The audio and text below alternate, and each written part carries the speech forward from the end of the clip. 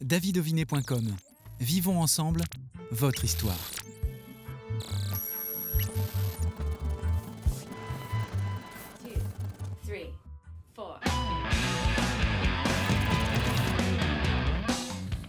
Bienvenue dans Backstage, l'ange déchu, ou plutôt The Fallen Angel, c'est le titre du dernier album de Metaphysical Experience.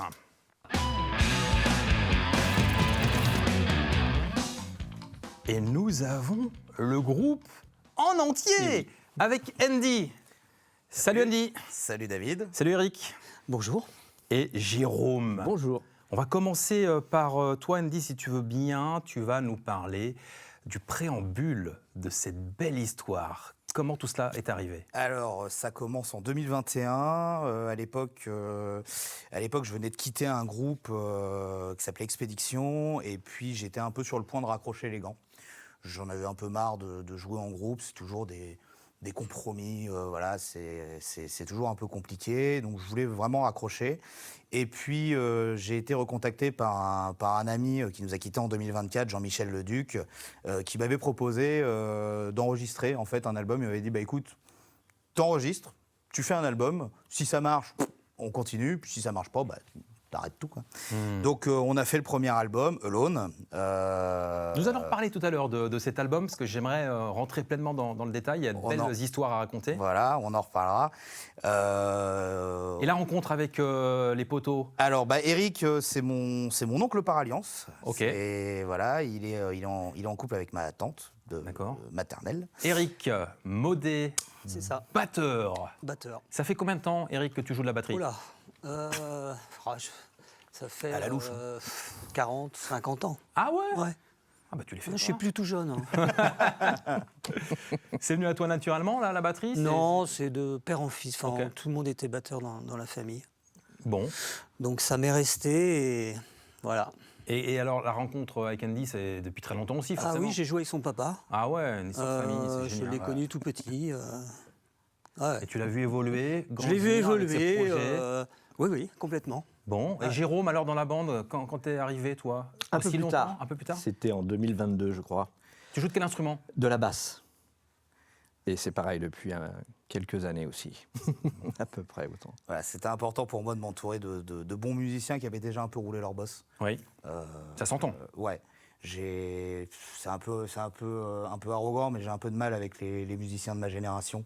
Ils sont souvent très académiques, soit ils sortent du conservatoire. Enfin voilà, on n'a pas le même degré de liberté en fait. Là, j'avais deux gars qui ont joué quasiment toute leur vie, donc on fait une répète par an, par siècle. On arrive sur scène, on connaît les morceaux, on envoie la sauce, c'est nickel, quoi. Donc c'est vraiment très agréable de jouer avec eux. Et, voilà, c'était un point d'orgue que je voulais mettre dans ce projet-là. Je voulais avoir des musicos qui tiennent debout, quoi. Ils ont bossé avec toi pour Alone ? Non. Alors Alone, en fait, la particularité, c'est que c'est moi qui fais tous les instruments dessus. Dans ta cuisine ? Dans la cuisine de mon guitariste, donc Jean-Michel dont on parlait tout à l'heure. Ouais. Celui, en fait, il avait un studio d'enregistrement dans le temps, et puis la vie a fait que, du coup, il a dû le revendre, mais il avait gardé son matos. Donc, du coup, on a enregistré chez lui, dans sa cuisine, donc.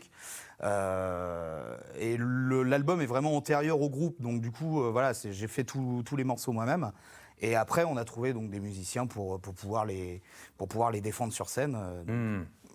Mes deux Mephilex ici présents. Mephilex, tu parles de Mephilex. Alors, pourquoi ne pas avoir appelé le groupe Mephilex ? Alors, Mephilex, en fait, c'est juste la contraction de Metaphysical Experience. Parce que c'est long à dire, on va pas se mentir. Et puis en fait, c'est les gens qui ont fini par trouver ce petit surnom. Donc voilà, Mephilex. C'est comme les Stones. Ouais, c'est plus court, c'est punchy. Vous pourriez presque mettre sur les prochains albums. Exactement. Mephilex. C'est une exclusivité, le prochain album s'appellera peut-être Mephilex. Ah, ça c'est bon. C'est une exclusivité. On adore les exclusivités. Bravo. Roulement de tambour pour cette exclusivité. Allez. Nous parlons de Alone qui était donc l'avant-projet, le premier de tes projets. C'est ça, c'est un vrai prologue. C'est un vrai prologue parce que j'ai donné un petit peu tout ce que j'avais à donner à cette période-là. Donc musicalement, aujourd'hui, quand je l'écoute avec le recul, il est pas aussi abouti. Enfin, si je devais le refaire, je le ferais très différemment, c'est évident. Mais j'avais déjà couché sur Galette, en fait, plus ou moins tous les sujets qui me tenaient à cœur. La solitude, parce qu'à l'époque, voilà, je sortais d'une rupture, donc c'était très important pour moi de mettre ça dans ma musique. La création, la composition, c'est de la souffrance. Hein. Oui, c'est ce que La j'allais... musique, c'est souvent au prix de ce que tu souffres au quotidien. Donc voilà, là, Alone transcrit très bien ça. Ça t'a aidé de l'écrire, de le faire? Est-ce que Ouais. ça t'a aidé? Ouais. Tu parles de la solitude. Ah, ça a été une vraie catharsis. L'addiction aussi, on entend. L'addiction, oui, les problèmes de drogue, il y a eu pas mal de... Je suis passé par des périodes assez sombres. En fait, moi, j'ai fait tout le parcours, tu sais, des rockstars, mais sans être connu. Moi, c'est-à-dire, j'ai eu ma grosse période noire, et puis voilà. Et la rédemption avec Alone, mais personne ne me connaissait à l'époque, donc ça n'avait pas trop d'impact. Et en fait, aujourd'hui, je suis bien, je suis fiancé, et je suis accompagné par deux des meilleurs musicos du secteur. Donc, voilà, tout ça est derrière moi. Alone ça reste quand même l'avant-projet. Mais c'est vrai qu'aujourd'hui, je suis plus apte à défendre ce deuxième album qui finalement est le premier album du Metaphysical Experience en réalité. Voilà. Quelle est ta plus grande addiction aujourd'hui alors? La musique. Ouais. Une bonne réponse. Hein. Jérôme, la tienne, ça serait quoi la plus grande addiction? À part le café, ça peut être aussi la musique. Ouais. Eric, hormis la batterie. La musique, la batterie, la vie. La vie. Oh, c'est beau ça. Ah, c'est beau. Quel philosophe. Je suis un petit peu philosophe. Andy Hawkins, c'est le nom de famille, mais ça vient d'où? Parce que Alors, moi, quand je vois ça, je pense à Stranger Things. C'est le nom de scène de mon père. Ah ouais. Voilà, c'est comme les Hallyday. J'ai récupéré le nom de scène de mon père. Mais c'est bluffant parce que tu sais que Hawkins, la ville d'Hawkins, est Oui. apparue bien après Bien sûr. pour Stranger Things. Bien sûr. Alors, je pense que mon père s'est plus inspiré de Dale Hawkins, Oh, ok. qui était un chanteur de rockabilly des années 50-60, qui avait écrit ce titre Suzy Q, qui avait été repris par Creedence Clearwater, qui est très connu. Donc là, je pense qu'il s'est inspiré de ça. Il y a Screaming Jay Hawkins aussi. Il y a une grande tradition des Hawkins dans l'histoire de la musique. On parle de l'ange déchu. Qui est-il d'ailleurs? Fallen Angel, c'est mon alter ego. Ok.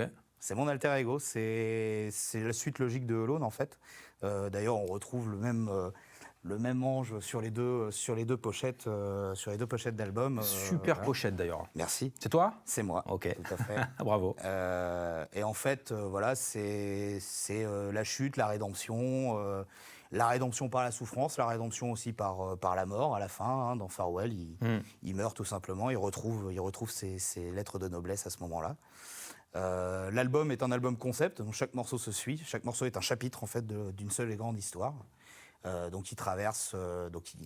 Il est déchu d'abord de la Cité d'Argent, puis il atterrit sur Terre. Il se rend compte du marasme médiatique. Les gens sont tous zombifiés par leur portable, par les réseaux sociaux, par tout ça. Sea of Confusion, ça va être son introspection. Human Line, il va découvrir les addictions, en l'occurrence la cocaïne. Je fais écho à ça. In My Spaceship, il va découvrir l'amour par l'intermédiaire d'un personnage qui s'appelle Orion, qui veut construire un vaisseau spatial pour rejoindre sa dulcinée qui est morte et qui est partie dans les étoiles. Donc lui, il prend un vaisseau spatial pour aller dans les étoiles. The Magic Man, il va rencontrer un tueur en série et il va essayer de sauver une de ses victimes. Et dans Farewell, il meurt tout simplement sous les coups de ce tueur en série. Il retrouve sa rédemption en ayant sauvé cette jeune demoiselle. À partir de là, messieurs, on pourra presque arrêter l'émission. Il a fait l'ensemble des chapitres. Il est rentré dans le détail. Alerte spoiler. Ah oui. J'ai pas pu poser des questions sur l'ensemble des ça va chapitres. vite, hein. Mais alors, Pas besoin. attention, parce qu'il y a encore beaucoup de choses à dire. Il a été on n'a pas extrêmement fait le tour. rapide. C'est très intéressant. Oui, j'avais bien compris qu'il y avait des suites logiques par rapport à ces chapitres qui se suivent, comme tu l'as très bien expliqué. Et aussi, tu as les vidéos qui vont avec. À chaque fois, il y a un clip. On a tenu à faire un clip par morceau. Et en fait, voilà, c'est une exclue TV Vendée. Hein. À la fin, je vais essayer de faire un remontage avec pas mal de reshoots et des stock shots pour faire un moyen métrage complet, faire un film sur ce truc-là. Voilà. Si on proposait au public de TV Vendée de commencer les chapitres par le premier. The Fall.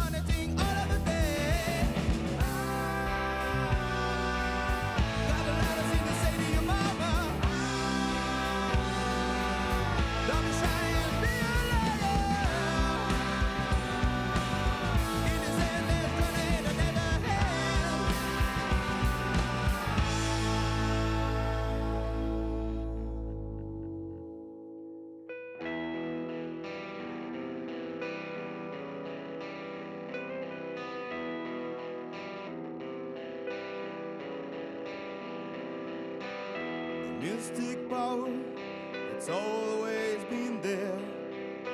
So I keep on searching until the end. A goblet of fires that's beyond compare, and the mystic road where the shaman's dead.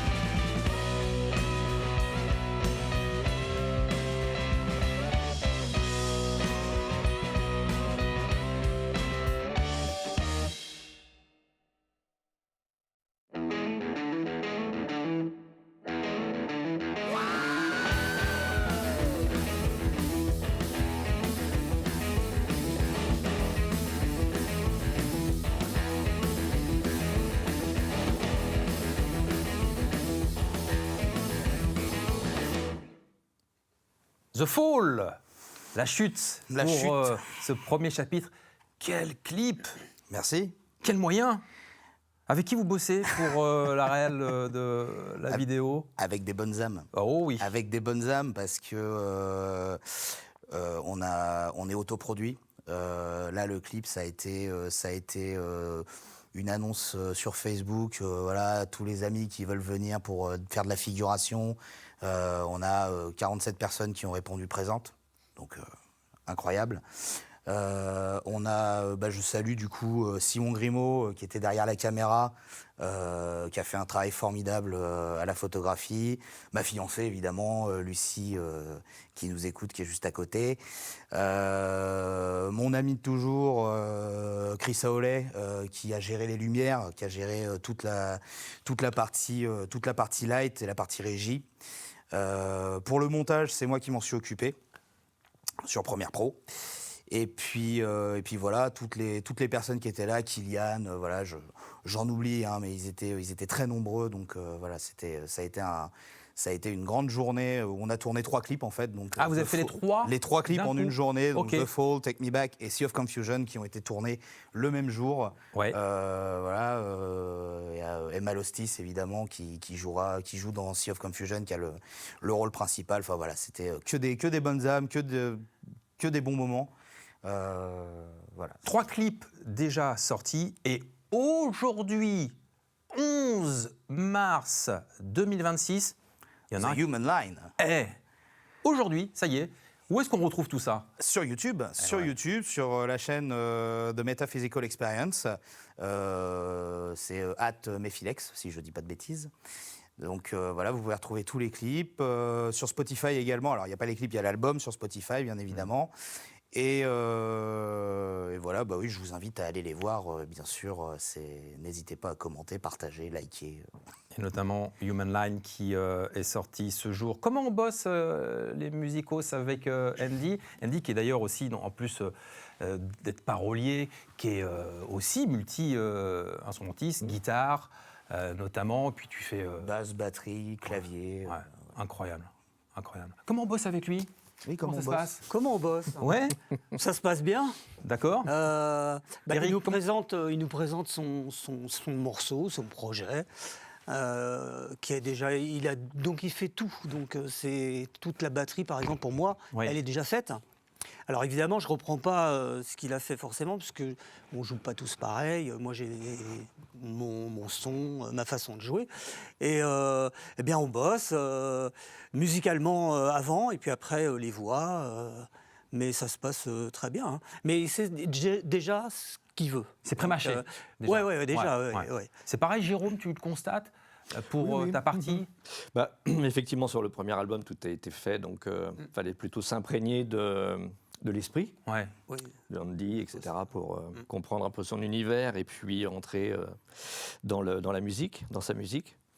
Sur l'autre album et en concert, effectivement, c'est différent, puisque là, on peut apporter notre patte aussi, bien sûr. Oui, On a aussi un peu nos univers respectifs, on vient de musiques assez différentes, donc il y a un mélange des fois assez hétéroclite, donc c'est assez... Il est tellement bon ce mélange. C'est Comment ? puissant. Il est tellement bon ce mélange. C'est puissant ce que vous faites. C'est surtout qu'on fait un style qui ne demande que ça finalement. On a un batteur qui a un style très jazz, très rockable, très ternaire, avec un bassiste qui est très Pastorius, très fusion, enfin voilà, c'est un fan de Magma, donc moi c'est évident que quand je leur apporte le morceau, je dis voilà le brouillon, Allez-y. Ouais. c'est plus de mon sort. Ouais, ouais. The Magic Man, chapitre 6. Waouh, la claque que je me prends au début. Avec cette introduction, j'ai fermé les yeux et Ennio Morricone est venu. Je vous jure. Je ne sais pas si c'était dans l'esprit. Oui. Ouais. Ça fait partie des influences. Ça fait partie des ingrédients de la maillot. Voilà. Ah bah ouais, et ça finit très rock'n'roll. Très rock, oui. C'est impressionnant ce C'est chapitre. très composé autour des voix. Tu noteras que chaque morceau, en fait, j'aime beaucoup composer autour de la voix. C'est très important pour moi de mettre beaucoup de vocales, j'aime beaucoup les chorales, j'aime beaucoup les chants lyriques. J'écoute beaucoup de classiques, donc tout ce qui est Duruflé, Gabriel Fauré, enfin tous ces grands compositeurs qui composent pour du liturgique, je trouve ça formidable. Et j'essaye d'en mettre le plus possible dans mes morceaux. The Magic Man, ça a été une tannée à enregistrer au niveau des voix. On a passé pas mal de temps dessus, mais le résultat est, je trouve, mieux que ce que j'espérais. Donc voilà. Excellent résultat. Il faut vraiment acheter l'album pour déjà vous encourager. Encourageons les artistes en achetant leur œuvre, en allant à leurs concerts aussi. Tout à fait.